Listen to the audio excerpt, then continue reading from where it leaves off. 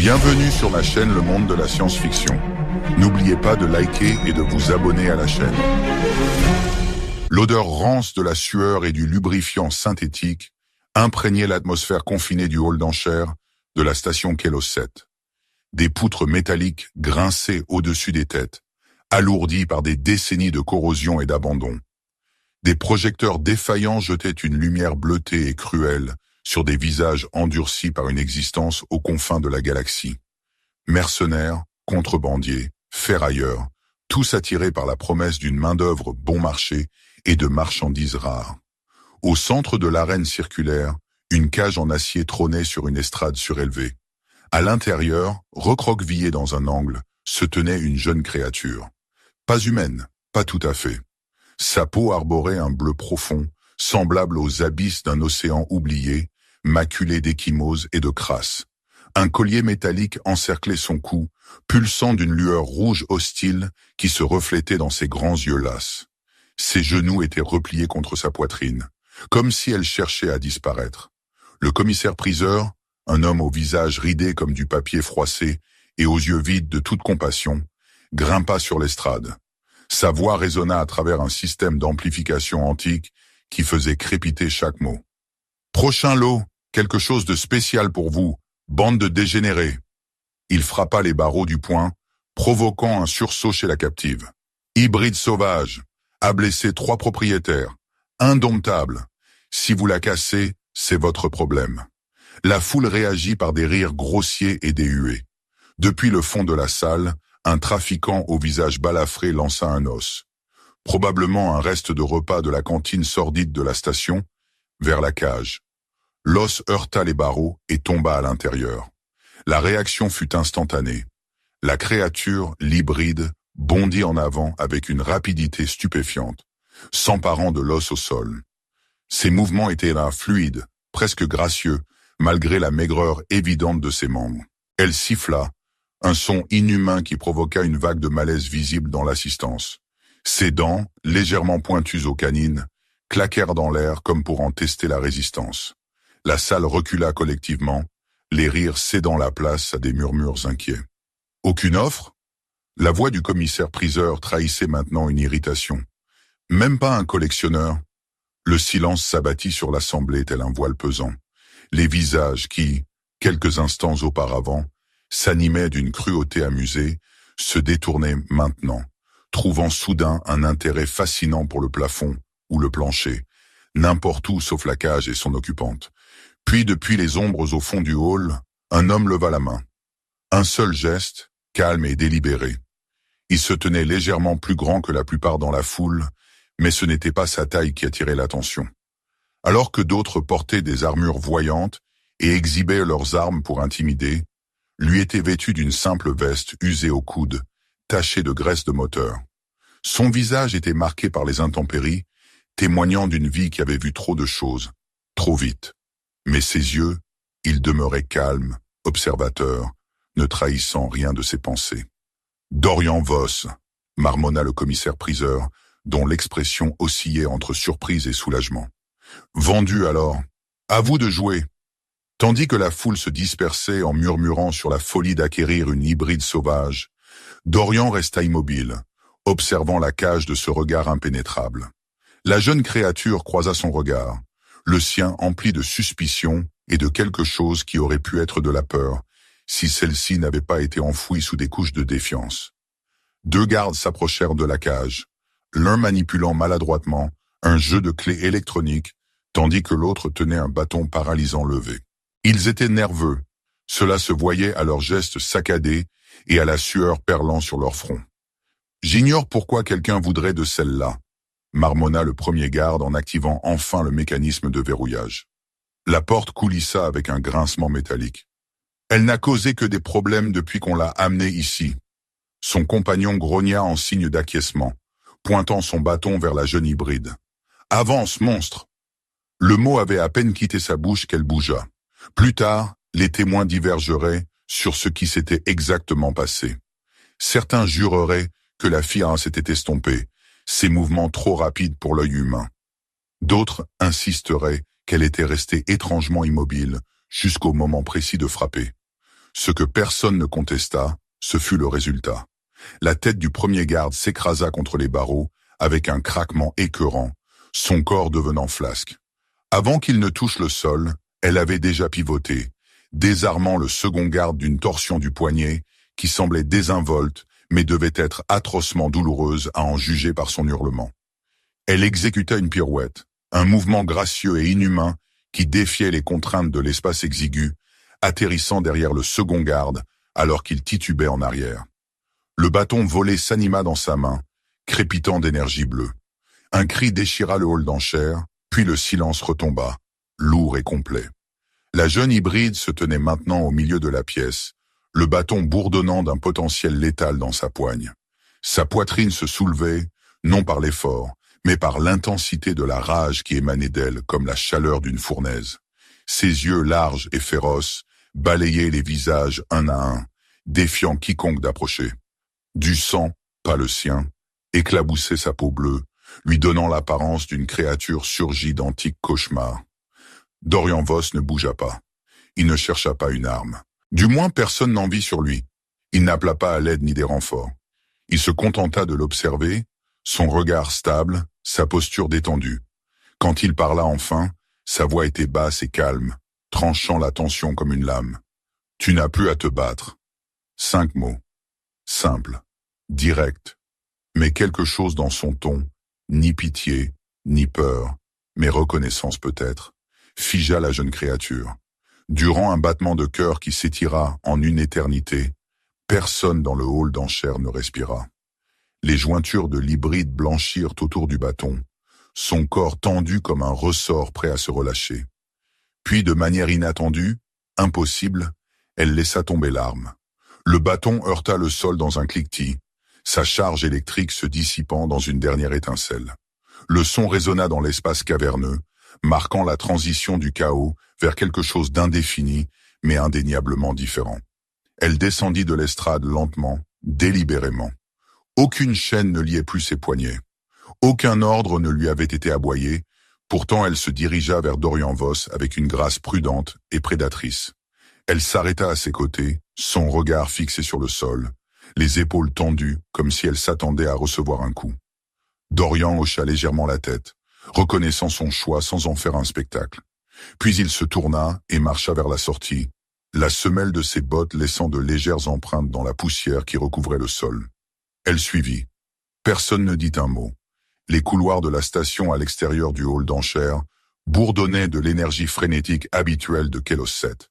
Commerçants marchandant des cargaisons de protéines synthétiques, droïdes de maintenance se faufilant à travers les foules, patrouilles occasionnelles des forces de sécurité corporatives, maintenant l'illusion de l'ordre. L'air avait le goût d'oxygène recyclé et de trop de corps entassés dans trop peu d'espace, teinté de la saveur métallique des systèmes de filtration en surchauffe. Tandis que Dorian avançait, les gens le remarquaient. Ou plutôt, il remarquait sa compagne. Les conversations s'interrompaient à mi-phrase. Les corps se décalaient pour créer de la distance, certains se pressant contre les murs pour éviter toute proximité. Un passage se dégageait devant eux comme une blessure se refermant à l'envers. Les caméras de surveillance au plafond pivotaient et s'orientaient, leurs yeux mécaniques suivant la silhouette à la peau bleue avec un intérêt électronique froid. Des données enregistrées, signalées, stockées. Un enfant, peut-être 7 ou 8 ans, se cacha derrière les jambes de sa mère, les yeux s'écarquillant à la vue de la jeune créature. Au moment où son regard croisa celui de l'hybride, il hurla, un son aigu de terreur pure, et s'enfuit dans un couloir latéral. Sa mère tendit la main pour le saisir, rata, puis lança à l'étrangère un regard rempli de venin avant de poursuivre son fils. « Hé !» Une voix rauque fendit les murmures. Un docker couvert de crasse avec une lourde cicatrice barrant son front s'avança soudainement et saisit l'épaule de la jeune fille avec des doigts calleux. Elle se retourna avec une vitesse prédatrice. Il n'y avait aucune peur dans ses yeux, seulement le calcul froid d'un chasseur décidant où frapper en premier. Ses muscles se tendirent, sa main se formant déjà en arme. Avant qu'elle ne puisse attaquer, Dorian leva légèrement la main. « Ça n'en vaut pas la peine », dit-il calmement. Elle se figea à mi-mouvement, son corps pris entre violence et retenue. Le docker resta paralysé, ses yeux allant de l'un à l'autre. La confusion se dessina sur ses traits, ne comprenant pas pourquoi elle avait obéi, pourquoi elle n'avait pas déjà brisé son bras, pourquoi cette créature dangereuse écouterait le simple commandement murmuré d'un humain. Après un moment tendu, l'homme recula, relâchant son épaule comme s'il venait de réaliser qu'il tenait un fil électrique sous tension. Ils continuèrent à marcher sans un mot, sans regarder en arrière. La jeune hybride marchait pieds nus, ses pas silencieux sur le plancher métallique froid. Le collier avait disparu maintenant, retiré par Dorian avec un appareil d'interface portable, quelques instants après qu'ils eurent quitté le hall d'enchères. L'anneau rouge et en colère qu'il avait laissé autour de son cou ressortait en contraste saisissant sur sa peau bleue. Sa tête restait baissée, ses yeux traquant les mouvements depuis sous le rideau de ses cheveux emmêlés. Ses épaules demeuraient tendues, prêtes à l'attaque depuis n'importe quel angle. Dorian marchait devant, son allure posée mais résolue. Pas une seule fois il ne se retourna pour confirmer qu'elle le suivait. Pas une seule fois il n'attrapa son bras pour la presser ou diriger son chemin. Il traversait simplement la station comme s'il n'appartenait nulle part et partout à la fois. Un fantôme parmi les vivants.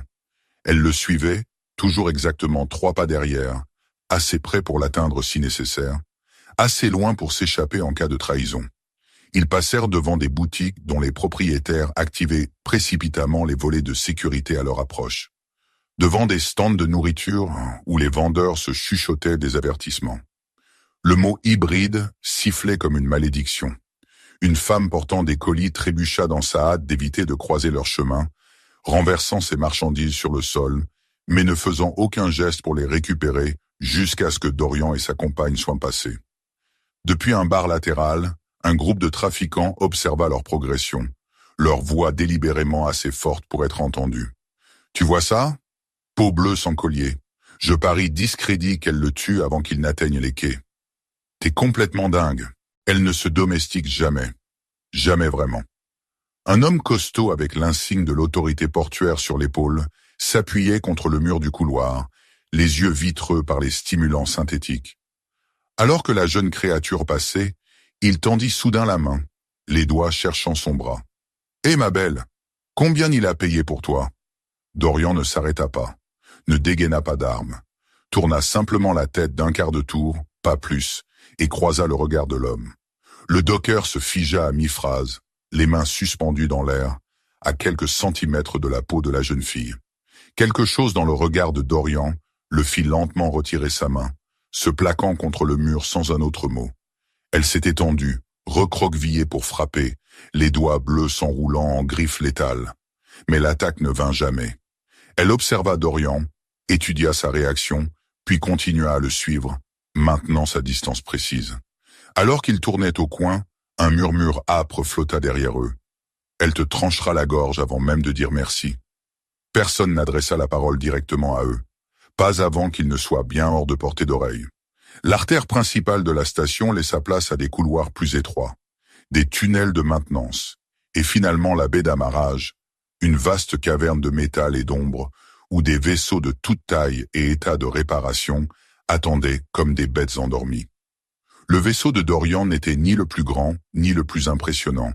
Un cargo, d'âge moyen à en juger par le blindage de sa coque, rapiécé aux endroits où les impacts de micrométéorites ou les tirs d'armes avaient marqué la surface. Le nom avait été repeint, ne laissant que des lettres fantômes trop pâles pour être lues. Quel que fût ce vaisseau, quel que fût son nom, c'était de l'histoire ancienne maintenant. Il s'approcha de la rampe de chargement, pressa sa paume contre un scanner qui s'illumina brièvement en vert, puis s'écarta, une invitation silencieuse. Pour la première fois depuis qu'ils avaient quitté le hall d'enchères, la jeune créature hésita. Ses yeux passèrent du vaisseau à la sortie de la baie, calculant les distances, évaluant les chances.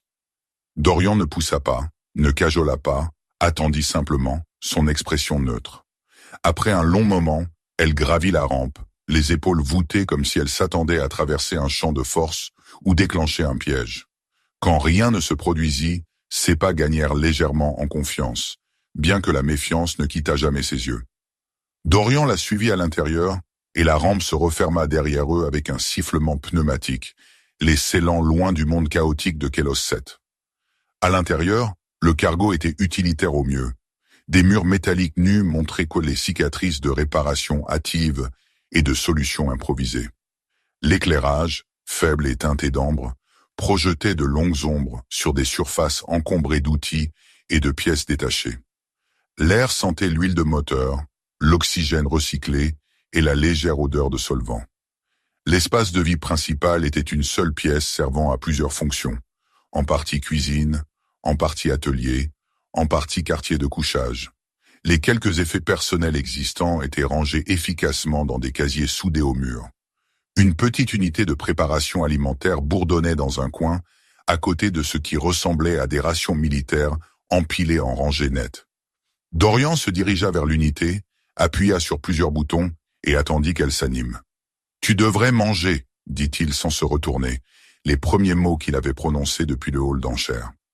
La jeune créature resta près de l'entrée, ses yeux en mouvement constant, catégorisant chaque objet, chaque arme potentielle, chaque sortie possible. Elle ne répondit pas à sa suggestion, mais son regard se fixa brièvement sur l'unité alimentaire, et sa gorge travailla alors qu'elle déglutissait. Quand l'unité émit un signal sonore, Dorian retira un récipient de quelque chose fumant et le plaça sur l'unique table de la pièce avec une poche à boire.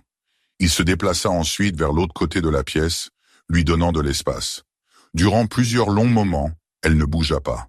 Puis lentement, elle s'approcha de la table. Elle renifla l'air une fois, 2 fois, comme un animal testant pour du poison. Finalement, la faim l'emporta sur la prudence. Elle se jeta sur la nourriture avec une férocité qui témoignait d'une privation prolongée. Pas d'ustensiles. Elle utilisait ses mains, déchirant ce qui semblait être des cubes de protéines synthétiques et une sorte de matière végétale reconstituée. Elle mangea avec une efficacité désespérée, ses yeux ne quittant jamais Dorian, même tandis que ses doigts raclaient les derniers restes du récipient. Il observa sans commentaire, son expression ni dégoûtée ni apitoyée. Quand elle termina, il indiqua la poche à boire d'un léger hochement de tête. Elle l'attrapa vivement, perfora le seau avec ses dents et la vida d'une traite continue. « Il y en a plus si tu veux », dit-il calmement. Elle ne répondit pas, mais ne demanda pas non plus de nourriture supplémentaire. Au lieu de cela, son attention se porta sur l'exploration des confins du vaisseau, bien qu'elle ne lui tournât jamais complètement le dos. Alors que le cycle nocturne approchait, indiqué seulement par l'atténuation de l'éclairage déjà tamisé du vaisseau, Dorian déroula un matelas de couchage depuis l'un des casiers. Les couvertures étaient tachées d'huile mais propres, l'oreiller aplati par des années d'utilisation. « Tu peux dormir là », dit-il, désignant un second matelas qu'il avait placé près du mur opposé. « Ou n'importe où ailleurs où tu te sens à l'aise. » La réponse de la jeune créature fut de se retirer dans le coin le plus éloigné de la pièce, là où les ombres étaient les plus profondes. Elle s'y accroupit plutôt que de s'asseoir, le dos au mur, les yeux luisants dans la faible lumière. À un moment donné, elle s'était procuré une clé à molette parmi les kits d'outils éparpillés dans la pièce. Elle la tenait maintenant comme une lame, sa prise trahissant une familiarité avec les armes improvisées. Alors que Dorian s'installait sur son matelas, il plongea la main dans sa poche et en retira une petite carte d'accès, la clé maîtresse des systèmes du vaisseau. Avec une désinvolture délibérée, il la plaça sur le sol à côté de son lit de fortune, à portée de main s'il en avait besoin en cas d'urgence. Puis il lui tourna le dos, tira une couverture sur son épaule, et sa respiration se ralentit presque immédiatement. La carte d'accès scintilla dans la lumière tamisée, son usage indubitable pour quiconque familier des vaisseaux spatiaux. Avec elle, elle pourrait ouvrir n'importe quelle porte du vaisseau, activer les moteurs, libérer la capsule d'évasion d'urgence. La liberté était à une simple pièce de plastique de distance. Ses yeux se fixèrent dessus, calculant. Ses muscles se tendirent, se préparant à se déplacer silencieusement sur le sol. Une saisie rapide et elle pourrait disparaître avant même qu'il ne se réveille. Les minutes passèrent, puis 1 heure. La clé resta serrée dans sa poigne, mais elle ne se déplaça pas vers la carte. Elle le surveilla toute la nuit. Chaque muscle de son corps resta tendu, prêt à bondir à la moindre provocation. L'opportunité de s'échapper gisait exposée devant elle, délibérément offerte. Elle ne s'enfuit pas. Elle aurait pu. Les systèmes du vaisseau étaient accessibles. La rampe de sortie pouvait être déverrouillée manuellement depuis l'intérieur avec cette carte. Mais elle resta. une sentinelle dans les ombres, attendant quelque chose qu'elle seule pouvait définir. Les jours passèrent. Le cargo quitta Kelos 7, sautant en hyperespace avec une secousse qui fit teinter les outils contre les cloisons. Leur destination resta tacite, et la jeune créature, toujours sans nom, toujours muette, ne posa pas de questions. La vie à bord du petit vaisseau s'installa dans un rythme prudent. Dorian passait la plupart de son temps dans la salle des machines, travaillant sur l'hyperpropulsion qui fuyait du liquide de refroidissement et sur des régulateurs d'énergie qui menaçaient de tomber en panne complète. La jeune fille le suivait là chaque jour, maintenant sa distance, mais observant chacun de ses mouvements avec une intensité qui ne manquait rien. Elle ne parlait toujours pas, ne posait pas de questions, mais ses yeux suivaient le mouvement de ses mains tandis qu'il travaillait. Le 4e jour, alors que Dorian était en équilibre précaire sur une étroite plateforme de maintenance pour atteindre un couplage en hauteur, la gravité du vaisseau fluctua sans avertissement. La plateforme bascula sous lui, dangereusement. Les outils se dispersèrent alors qu'il perdait l'équilibre, les bras moulant dans l'apesanteur soudaine. Il tomba, un instant suspendu dans le temps, son corps décrivant un arc vers le pont métallique dur en dessous. Une main bleue jaillit, impossiblement rapide.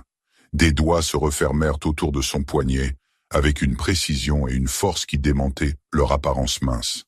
Elle le rattrapa en pleine chute, son corps absorbant l'impact alors que la gravité revenait à la normale, avec une secousse écœurante. Durant un instant, ils restèrent figés, sa main agrippant son bras, leur visage à quelques centimètres l'un de l'autre. Quelque chose passa entre eux dans ce moment de contact inattendu. La surprise dans ses yeux, quelque chose d'illisible dans les siens. Puis elle le relâcha et recula comme brûlée par le toucher. Son regard tomba au sol, les épaules légèrement voûtées. Dorian se redressa, brossant ses vêtements avec des mouvements qui trahissaient son propre malaise face à l'intimité soudaine. « Merci », dit-il simplement. Le jour suivant, elle travaillait à ses côtés dans la baie de stockage, organisant des caisses de pièces détachées. Quand il tendit la main vers un conteneur lourd sur l'étagère supérieure, l'un des supports de fixation céda soudain, avec un claquement métallique. Le conteneur chuta, son poids suffisant pour broyer des os. Dorian se déplaça instinctivement pour le rattraper sur son épaule, mais son pied glissa sur une tache d'huile. Quelque chose le tira en arrière avec une force surprenante. Elle avait accroché ses doigts dans sa ceinture, le tirant hors de danger alors que le conteneur s'écrasait sur le pont, déversant son contenu sur le sol. Son visage resta inexpressif, mais sa respiration était lourde, presque laborieuse. Les muscles de ses bras étaient tendus, le tenant encore. Il se redressa lentement, sentant la légère pression de ses doigts contre son dos. Pas menaçante, protectrice. « Merci », dit-il à nouveau, croisant son regard. Elle ne parla pas, mais quelque chose avait changé dans son regard. Plus l'observation vide d'un prédateur évaluant une proie, mais quelque chose de plus personnel. De la reconnaissance peut-être, de la connexion. Elle relâcha sa ceinture et s'agenouilla pour ramasser les pièces éparpillées. Après un moment d'hésitation, il la rejoignit, leurs mains se frôlant occasionnellement alors qu'ils travaillaient côte à côte. Elle dormait encore dans les coins, gardait encore la clé près d'elle, le surveillait encore à travers la nuit. Mais quelque chose s'était déplacé, subtil comme un changement de pression atmosphérique avant une tempête. Un soir, après une journée particulièrement longue, Dorian revint dans la cabine principale pour trouver le voyant du recycleur d'eau clignotant en ambre. Avec des yeux fatigués et des membres lourds, il enleva sa chemise tachée et se dirigea vers la petite cabine d'hygiène. « La douche est à toi après », dit-il par-dessus son épaule, la même courtoisie qu'il offrait chaque jour. La porte de la cabine resta partiellement ouverte, une habitude issue d'années de voyages solitaires où les urgences exigeaient une réponse immédiate, quelle que soit la situation. Il n'entendit pas son approche, mais un instinct le fit jeter un coup d'œil vers la porte alors qu'il terminait. Elle se tenait dans l'ouverture partielle, le regardant. Pas son visage, mais son dos. Le réseau de cicatrices qui cartographiait sa peau des omoplates à la taille. Vieilles brûlures au plasma. Les cercles boursouflés distinctifs des blessures de sortie. Les fines lignes blanches de coupures à la lame. Leurs regards se croisèrent brièvement dans le petit miroir. Pour une fois, son expression était lisible. Reconnaissance. La compréhension qui ne vient que d'une douleur partagée. Dorian ne dit rien. Il termina simplement de se sécher, enroula la serviette autour de sa taille et passa devant elle. « À toi, dit-il. L'eau devrait être chaude de nouveau maintenant. » Il s'habilla rapidement, puis s'occupa de l'inventaire. Quand il entendit la douche s'activer, il leva brièvement les yeux, puis les détourna. La porte resta partiellement ouverte, comme elle l'avait été pour lui. À travers l'espace, sa silhouette était visible alors qu'elle retirait ses vêtements en lambeaux. La faible lumière de la douche illumina sa peau bleue, révélant ce que les haillons avaient de caché. Son dos était un témoignage de cruauté. Marques au fer, logos corporatifs et numéros d'identification la marquant de l'épaule aux hanches. Des cicatrices de brûlures formant des motifs délibérés qui parlaient de douleurs calculées. Des étiquettes chirurgicales, petits disques métalliques encastrés sous la peau, captaient la lumière le long de sa colonne vertébrale, ses poignets et la base de son crâne. Dorian ne posa pas de questions, ne fixa pas son regard, retourna son attention à la liste d'approvisionnement, avec une mâchoire serrée assez fort pour faire mal. Plus tard, alors qu'elle était encore sous la douche, il déposa une chemise pliée et une paire de bottes à l'extérieur de la porte de la cabine. La chemise était l'une des siennes, adoucie par l'âge, rapiécée à un coude. Les bottes étaient de type pilote cargo, ajustables à diverses tailles de pieds. Il ne fit aucun commentaire quand elle émergea plus tard, en portant les deux, la chemise lui arrivant à mi-cuisse, les bottes ajustées à leur réglage le plus petit, mais encore légèrement trop grandes. Elle ne reconnut pas le cadeau verbalement, mais ses doigts lissaient périodiquement le tissu, un geste qui semblait inconscient. Cette nuit-là, pour la première fois, elle dormit sur le second matelas plutôt que dans un coin. La clé resta dans sa main, mais sa posture était marginalement moins tendue. C'était un progrès d'une certaine manière. L'alarme de proximité hurla sans avertissement, les tirant tous deux du sommeil. Dorian fut debout en un instant, se dirigeant vers le cockpit avec une urgence pratiquée. La jeune fille suivit, ses mouvements tout aussi rapides malgré le fait d'avoir été réveillée de ce qui semblait être le sommeil le plus profond qu'elle avait réussi depuis son arrivée à bord. Les écrans du cockpit clignotaient en rouge, indiquant une procédure d'amarrage non autorisée en cours.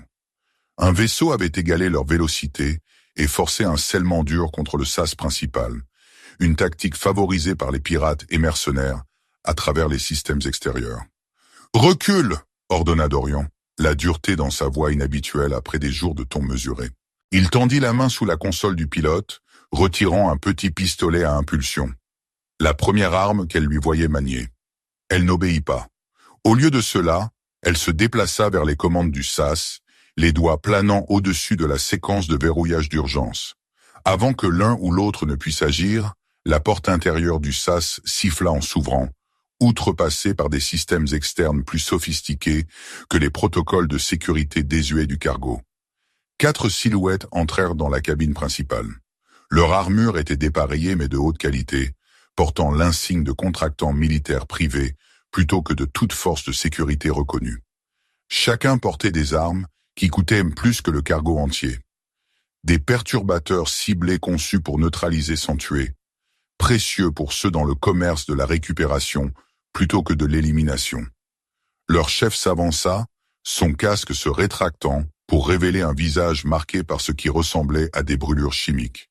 Ses yeux trouvèrent immédiatement la jeune hybride, son expression passant du détachement professionnel à quelque chose comme la satisfaction. « Te voilà », dit-il, sa voix portant la douceur artificielle d'une chirurgie reconstructive vocale. « Tu as causé pas mal de remous sur Kelos 7. Ça nous a pris du temps de traquer cette épave à travers l'hyperespace. » Dorian se positionna légèrement devant la jeune fille, le pistolet à impulsion tenu bas, mais prêt. « Qu'est-ce que vous voulez ?» demanda-t-il, bien que la réponse fût déjà claire.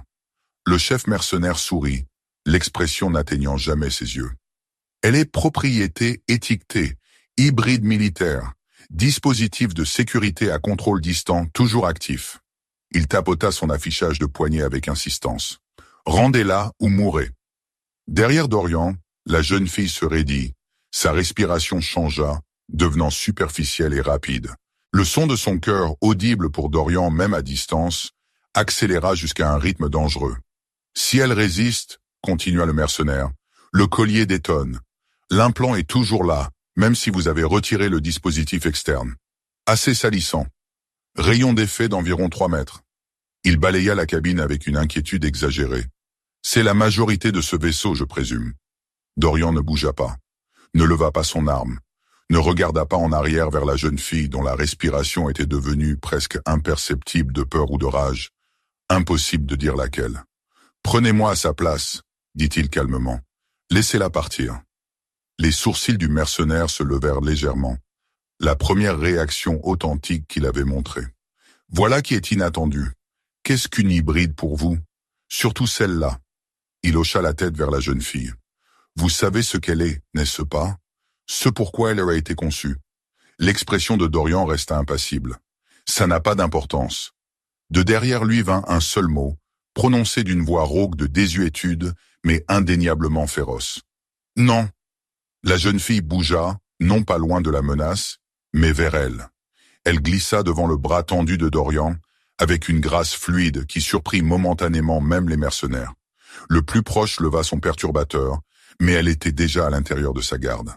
Un coup, main ouverte mais délivrée avec une force surhumaine, écrasa sa plaque thoracique renforcée, enfonçant des fragments de matériaux composites dans la chair vulnérable en dessous. Il s'effondra sans un son, l'arme cliquetant sur le pont. Elle saisit le perturbateur, pivota et tira en un mouvement continu. Le bouclier du second mercenaire s'activa une fraction de seconde trop tard, le rayon du perturbateur l'atteignant au bord de sa protection. La force le projeta contre la cloison assez violemment pour cabosser le métal. Les deux restants ouvrirent le feu simultanément, leur tir précis malgré le chaos. Dorian plongea pour se mettre à couvert derrière l'unité de cuisine, ripostant avec son pistolet à impulsion. La jeune fille bougea comme l'eau, comme l'ombre, comme quelque chose qui n'était pas lié par les lois physiques normales. Elle utilisa un casier de rangement comme tremplin, se lançant par-dessus la tête du chef pour atterrir derrière le 4e mercenaire. Le bouclier qu'elle arracha de sa poigne devint une arme, son bord se connectant avec son casque avec assez de force pour briser les deux. À travers l'échange de tirs, Dorian remarqua le chef accédant à nouveau à son affichage de poignet, les doigts dansant sur les commandes avec une efficacité pratiquée. La réalisation de ce qui se passait le frappa avec une force physique. « Néris !» cria-t-il, le nom venant de nulle part, l'instinct plutôt que la connaissance. Le chef mercenaire pointa son arme vers la position exposée de Dorian, un sourire tordant ses traits marqués. « Au revoir », dit-il simplement, et tira. Ce qui se passa ensuite sembla se dérouler au ralenti, bien que cela n'ait pu prendre plus d'une seconde. La jeune fille, Néris, se tourna au son du nom, vit l'arme pointée sur Dorian, vit le doigt du chef se resserrer sur la gâchette. Elle se jeta dans la trajectoire du rayon perturbateur, sans hésitation. L'impact la projeta en arrière, son corps absorbant une énergie destinée à neutraliser quelqu'un de 2 fois sa taille. Elle heurta le pont durement, les membres tremblants de surcharge neurale, mais réussit en quelque sorte à maintenir la conscience. Dorian tira 3 coups en succession rapide. Le premier manqua. Le second désactiva le bouclier du mercenaire. Le troisième l'attrapa à l'épaule, le faisant pivoter mais sans le faire tomber. Puis un son fendit le chaos. Un bip électronique distinctif. La peau à la base du cou de Néris commença à luire de l'intérieur. Une lumière rouge pulsante visible à travers sa chair bleue. Le compte à rebours avait commencé. 10, 9, 8. Dorian laissa tomber son arme, se précipitant vers la boîte à outils qu'il gardait boulonnée sous la table principale. Ses doigts se refermèrent sur un micro-cutter et une sonde magnétique conçue pour un travail électronique délicat. 7, 6. Il atteignit le côté de Néris, la roulant sur le ventre avec plus de force que de douceur. La lumière sous sa peau pulsait plus vite maintenant. Le compte s'accélérant alors qu'il détectait la manipulation. 5, 4. Le micro-cutter trancha sa peau avec une précision chirurgicale, révélant un dispositif complexe niché contre sa colonne vertébrale. Du sang plus sombre qu'humain, presque violet, jaillit de l'incision. 3. Dorian inséra la sonde magnétique, trouvant le port de contrôle par instinct et expérience plutôt que par connaissance du dispositif spécifique. 2. Des étincelles jaillirent de la connexion, brûlant ses doigts. Néris hurla, non de peur, mais de rage. Son corps se cambra, les muscles se contractant, alors que le dispositif détectait l'interférence. « Ne le touche pas !» gronda-t-elle, les mots arrachés de sa gorge. « Trop tard !» répondit Dorian, la voix stable malgré le tremblement dans ses mains. 1. Avec une torsion finale de la sonde, il coupa la connexion du dispositif avec son système nerveux. Dans un mouvement fluide, il extrait l'implant, un petit disque traînant des fils et du fluide, et le lança à travers la cabine. Les yeux du chef mercenaire s'écarquillèrent dans une compréhension tardive. Boum! L'explosion fut contenue mais violente, déchiquetant le casier de rangement près duquel elle atterrit et remplissant la cabine d'une fumée âcre. La force de commotion renversa les 2 mercenaires restants, donnant à Dorian de précieuses secondes pour traîner Nerys derrière la sécurité relative de l'unité de cuisine. Quand la fumée se dissipa, le chef mercenaire et son subordonné restant avaient disparu, s'étant retirés vers leur vaisseau dans la confusion.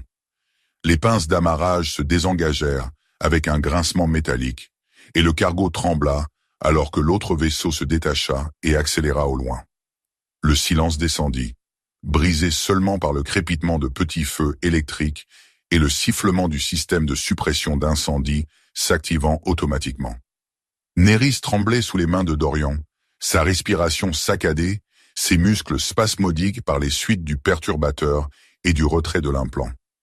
Elle était à genoux, la tête baissée, une main pressée contre la blessure à la base de son cou. Lentement, elle leva la tête pour regarder Dorian. Pour la première fois depuis qu'il avait acheté sa liberté dans ce hall d'enchères rouillé, ses yeux contenaient quelque chose d'autre que la suspicion ou la méfiance. Quelque chose qui pourrait, avec le temps et le soin, devenir de la confiance. Il fuyait dans l'espace, poussant l'hyperpropulsion du vieux cargo au-delà des paramètres de sécurité. Le régulateur de dommages gémissait constamment maintenant. Un grincement aigu qui mettait les dents à vif et promettait d'une défaillance catastrophique s'il n'était pas traité bientôt. Dorian traça un cap vers les champs miniers qui se regroupaient autour d'une étoile naine au bord de l'espace cartographié. De tels endroits attiraient peu d'attention des autorités ou des mercenaires. Les marges de profit étaient trop minces pour intéresser les premiers, les pickings trop maigres pour tenter les seconds. Nerys se remit de ses blessures avec une rapidité inhumaine. La plaie à son cou se referma en quelques jours, ne laissant qu'une cicatrice pâle pour rejoindre la collection qui cartographiait son histoire sur sa peau. Les dommages neuraux du perturbateur prirent plus longtemps à guérir, se manifestant par des tremblements occasionnels dans sa main droite et de brefs épisodes de manque de coordination. Elle ne parlait toujours pas beaucoup, mais son silence s'était transformé d'hostile à contemplatif. Elle observa Dorian réparer les générateurs de boucliers endommagés dans l'échange de tirs, regardant ses techniques avec une attention concentrée. Le 3e jour après leur fuite, elle le rejoignit sans qu'on le lui demande, lui tendant des outils avant qu'il ne les cherche, anticipant ses besoins avec une précision étrange. Au 4e jour, elle travaillait à ses côtés, ses doigts bleus et élancés, manipulant des composants délicats avec une précision qui surpassait la sienne propre. Ils développèrent un langage de hochements de tête et de gestes, de regards partagés qui transmettaient du sens sans mots. Quand Dorian peinait à atteindre un couplage au fond de la matrice de bouclier, Nerys glissa son bras plus petit dans l'espace étroit sans qu'on le lui demande, faisant la connexion que sa carrure plus large ne pouvait gérer. La nuit, ils maintenaient encore leur zone de couchage séparée, mais la distance entre les matelas avait diminué. Nerys ne serrait plus la clé comme une bouée de sauvetage, bien qu'elle reste à portée de main, une habitude trop ancrée pour être complètement abandonnée. Un soir, alors qu'il terminait les réparations sur le stabilisateur tribord, Dorian remarqua Nerys le regardant avec une expression qu'il ne pouvait tout à fait interpréter. Elle soutint son regard plus longtemps que d'habitude, avant de se lever brusquement et de disparaître dans la zone de cuisine. Quand elle revint, elle portait 2 récipients de ragoût reconstitués, les derniers de leur provision de Kelos 7. Elle en plaça un devant Dorian avec une poche à boire, puis s'installa en tailleur sur le pont avec son propre repas. C'était un geste si simple, apporter de la nourriture à quelqu'un qui ne l'avait pas demandé. Pourtant la signification en était suspendue dans l'air entre eux. Ce n'était pas la survie, ce n'était pas l'obligation ou la peur, c'était un choix. Dorian accepta la nourriture avec un hochement de remerciement et ils mangèrent dans un silence confortable, le bourdonnement constant des moteurs fournissant une toile de fond au tintement calme des ustensiles contre les récipients. Les champs miniers les accueillirent avec indifférence. Une collection éparpillée de plateformes d'extraction automatisées, orbitant une étoile trop petite et trop froide pour avoir développé des satellites naturels. Les plateformes changeaient régulièrement de propriétaire, alors que les compagnies faisaient faillite ou étaient absorbées par de plus grandes entités. Leurs marqueurs d'identification originaux étaient recouverts de nouveaux logos corporatifs, puis recouverts à nouveau. Dorian guida le cargo vers une station de service désaffectée, attachée à l'une des plus grandes plateformes. L'installation était techniquement opérationnelle, mais minimalement dotée en personnel, parfaite pour ceux cherchant à éviter d'être remarqués. Alors qu'ils sécurisaient le vaisseau et commençaient le processus d'acquisition de fournitures, Dorian posa finalement la question qui avait plané entre eux, sans être formulée depuis l'échange de tirs. « Tu te souviens de ton nom ?» Ils étaient dans la salle des machines. Nerys agenouillée à côté du régulateur d'hyperpropulsion, les mains enduites de liquide de refroidissement alors qu'elle remplaçait un joint fissuré. Elle se figea à la question, son corps se tendant de la manière qu'il faisait quand des souvenirs refaisaient surface sans y être invités. Le silence s'étira, rempli seulement par le tic-tac du métal refroidissant et le bourdonnement distant des générateurs de la plateforme. « Nerys !» dit-elle finalement, sa voix cassée et basse, presque un murmure. « Mon nom est Nerys. » Dorian hocha la tête, continuant la réparation sur laquelle il travaillait, comme si l'échange n'avait rien eu d'extraordinaire, bien qu'ils sachent tous deux que ça l'était. « Ravi de te rencontrer, Nerys, » dit-il simplement. Un fantôme de sourire toucha ses lèvres avant de disparaître, là puis partit si vite qu'il aurait pu être imaginé. Mais elle continua son travail avec des mains plus stables, les tremblements momentanément oubliés. Les jours se transformèrent en semaines alors qu'ils effectuaient les réparations nécessaires au cargo. La plateforme offrait des ressources limitées, mais suffisantes pour rendre le vaisseau à nouveau apte à l'espace. Ils échangèrent du travail contre des pièces, l'expertise mécanique de Dorian et le talent inattendu de Nerys pour l'ingénierie structurelle, leur gagnant du crédit auprès de l'équipe de maintenance squelettique de la plateforme. Ils développèrent une routine, les matinées consacrées aux réparations, les après-midi à l'acquisition de fournitures, les soirées à planifier leur prochaine destination. Nerys parlait plus fréquemment maintenant, sa voix gagnant en force à l'usage, bien qu'elle restât économe en mots, préférant les déclarations directes aux explications élaborées. Elle commença à poser des questions sur le vaisseau, sur les étoiles visibles à travers le hublot, sur les différentes espèces qu'il rencontrait sur la plateforme. Jamais sur Dorian lui-même, jamais sur son passé ou comment il savait retirer le type d'implant qu'elle avait porté. Ces sujets restaient aussi intouchés que sa propre histoire. Un après-midi, alors qu'ils revenaient au cargo avec une cargaison de cellules d'énergie, ils furent approchés par une trafiquante dont le vaisseau avait amarré du côté opposé de la plateforme. La femme, grande avec une peau assombrie par les radiations, bloqua leur chemin avec une désinvolture pratiquée, son sourire lumineux et invitant, ses yeux fixés sur Nerys avec un intérêt indubitable. « J'ai entendu dire qu'il y avait une hybride sur la station, » dit-elle, la voix chaleureuse et amicale. « Je ne l'ai pas cru jusqu'à maintenant. » Elle encercla Nerys lentement, examinant sa peau bleue. Variante rare ces jours-ci. Tandis qu'elle bougeait, le long manteau qu'elle portait s'ouvrit légèrement, révélant ce qui pendait à sa ceinture. Une rangée de colliers, de tailles et de designs différents, mais indubitables dans leur usage. Dispositifs de contrôle, entraves d'esclaves, version plus récente de ce que Nerys avait porté dans le hall d'enchères. Les doigts de la trafiquante les effleuraient occasionnellement tandis qu'elle parlait, un tic inconscient de familiarité. Son sourire ne vacilla jamais, n'atteignit jamais ses yeux. Précieux dans les bons marchés, ajouta-t-elle, le regard calculateur sous la façade amicale. Dorian s'avança, se positionnant entre la trafiquante et Nerys. « Pas à vendre », dit-il platement. La trafiquante leva les mains, le sourire s'élargissant pour montrer deux dents parfaites. « Je ne fais que la conversation. » Son regard se déplaça vers Nerys, qui était resté anormalement immobile durant tout l'échange. « Tu es libre maintenant, n'est-ce pas, chérie ? Pas de collier, pas d'entrave. » Elle pointa le menton vers Dorian. Tu ne lui dois rien, tu sais. Je me dirige vers les systèmes centraux. Une main dériva vers sa ceinture, les doigts tambourinant juste au-dessus de la rangée de colliers. J'aurais besoin de quelqu'un avec tes capacités. Ça paie bien. L'expression de Nerys resta illisible, mais quelque chose scintilla dans ses yeux alors qu'elle remarquait les colliers.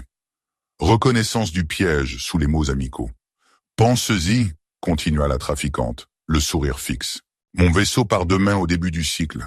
Poste d'amarrage 17. Là-dessus, elle s'éloigna d'un pas nonchalant, le manteau se refermant pour cacher les outils de son vrai commerce. Dorian ne dit rien alors qu'il continuait vers le cargo, ne mentionna pas non plus la rencontre tandis qu'ils rangèrent les cellules d'énergie. Si Nerys remarqua son silence inhabituel, elle n'en donna aucune indication. Cette nuit-là, alors qu'ils étaient assis dans le cockpit à observer la danse lente des plateformes minières autour de l'étoile naine, Nerys parla sans y être invité. Elle n'avait pas tort, dit-elle, sa voix douce mais claire dans l'espace faiblement éclairé, sur ce que je suis, ce pourquoi j'ai été conçu. La main de Dorian s'immobilisa sur la console de navigation qu'il recalibrait. Ça n'a pas d'importance, dit-il, faisant écho à ses paroles lors de la confrontation avec les mercenaires. Ça a de l'importance pour certaines personnes. Le regard de Nerys resta fixé sur la vue au-delà du hublot. Pour la plupart des gens, Dorian déposa ses outils, se tournant pour lui faire pleinement face. Pas pour moi. Nerys croisa alors son regard, les siens reflétant la lumière des étoiles comme des bassins de minuit liquide. Pourquoi m'as-tu acheté aux enchères? C'était la première question directe qu'elle avait posée sur leur passé partagé, sur la décision qui avait mis en mouvement leur trajectoire actuelle. Dorian considéra sa réponse avec soin, connaissant son importance. Tout le monde mérite un choix, dit-il finalement. Tu n'en avais pas. Maintenant tu en as un. Nerys absorba cela, son expression pensive. La trafiquante m'a offert un choix, elle aussi. Oui. Dorian retourna à son travail, ne poussant pas, n'exigeant pas sa décision dans un sens ou dans l'autre. Ils travaillèrent en silence jusqu'à ce que le cycle nocturne de la station commence, les lumières externes s'atténuant pour économiser l'énergie. Tandis qu'ils se préparaient pour le sommeil, Dorian remarqua Nerys debout près du hublot, fixant les étoiles avec une intensité qui suggérait un conflit interne. Il déroula son matelas de couchage, puis le sien, maintenant la routine qu'ils avaient établie sans commentaire. Quand il s'allongea, il l'entendit traverser la cabine. Il s'attendait à entendre le son familier d'elle s'installant sur son propre matelas. Au lieu de cela, elle s'assit à côté de lui alors qu'il travaillait sur un ajustement final à une carte de circuit récupérée de l'équipement endommagé d'un mercenaire. « Je ne reste pas parce que je te dois quelque chose », dit-elle brusquement, les mots portant le poids d'une longue considération. « Je reste parce que je veux. » Dorian hocha la tête, reconnaissant son choix avec le même respect tranquille qu'il avait montré à sa peur, sa colère, son silence. « D'accord, » dit-il simplement. Aucun sourire ne traversa ses traits. Aucune grande déclaration ne suivit, mais alors qu'il mettait de côté la carte de circuit, sa main effleura la sienne pour un bref instant. Le premier contact intentionnel qu'il avait initié depuis leur rencontre. Nerys ne se retira pas.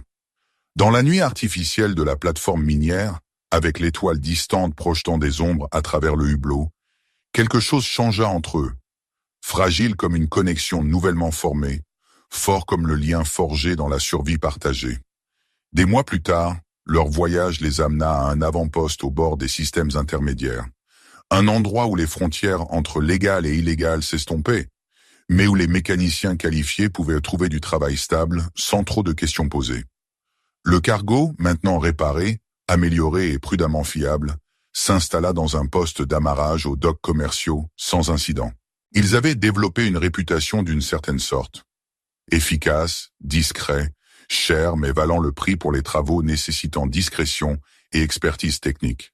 Dorian travaillait sous le ventre d'un skimmer de luxe, remplaçant des stabilisateurs gravitiques endommagés, tandis que le propriétaire, un marchand nerveux avec trop d'argent et trop peu de sens, planait à proximité. Nerys se déplaçait à travers l'atelier qu'ils avaient établi, organisant les outils avec une précision méthodique, lui tendant occasionnellement exactement ce dont il avait besoin avant qu'il ne le demande. Depuis le coin de l'atelier, un mécanicien plus âgé les observait avec une curiosité non dissimulée. Il était là quand ils étaient arrivés 3 semaines auparavant, avait été témoin de l'acceptation graduelle de la paire inhabituelle par la population pragmatique de l'avant-poste. Quand le marchand partit finalement, crédit transféré et skimmer réparé, le mécanicien s'approcha, essuyant ses mains graisseuses sur un chiffon qui avait depuis longtemps perdu sa couleur originale. « C'est elle, la fille sauvage de Kélos ?» demanda-t-il à Dorian, pointant du menton vers Néris, sa voix modulée bas, mais pas assez pour échapper à son ouïe améliorée. Dorian haussa les épaules, continuant à nettoyer et ranger ses outils. « Je ne sais pas de quoi vous parlez, » répondit-il, bien que sa légère tension trahisse la conscience d'un danger potentiel dans la question. Avant que le mécanicien ne puisse insister davantage, Néris s'avança. Elle se rapprocha jusqu'à se tenir aux côtés de Dorian, sa présence délibérée, sans peur, avec une grâce décontractée qui démentait la signification du geste. Ses doigts bleus effleurèrent sa main, sans saisir, sans s'accrocher, mais simplement en se connectant, en étant présente. Le mécanicien fit un pas involontaire en arrière, ses yeux s'écarquillant légèrement devant l'intimité inattendue entre eux. « C'est elle? Celle des enchères ?» réussit-il à dire, sa voix étouffée. Néris croisa son regard avec une fermeté calme. Aucune trace de la créature férale qu'elle avait été autrefois. « Plus sauvage maintenant, » dit-elle, sa voix claire et stable. « Pas avec lui. » Le mécanicien fixa longuement, puis hocha la tête une fois, un geste de compréhension, peut-être même de respect, avant de se détourner maladroitement, comme s'il avait été témoin de quelque chose de trop personnel pour les yeux d'un étranger. Il retourna à son propre poste de travail sans un autre mot.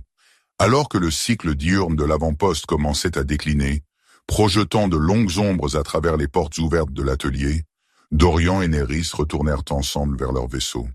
Pas prédateur et proie, pas propriétaire et possession, mais deux êtres qui avaient trouvé l'un en l'autre quelque chose que ni l'un ni l'autre ne cherchaient, mais dont tous deux avaient besoin.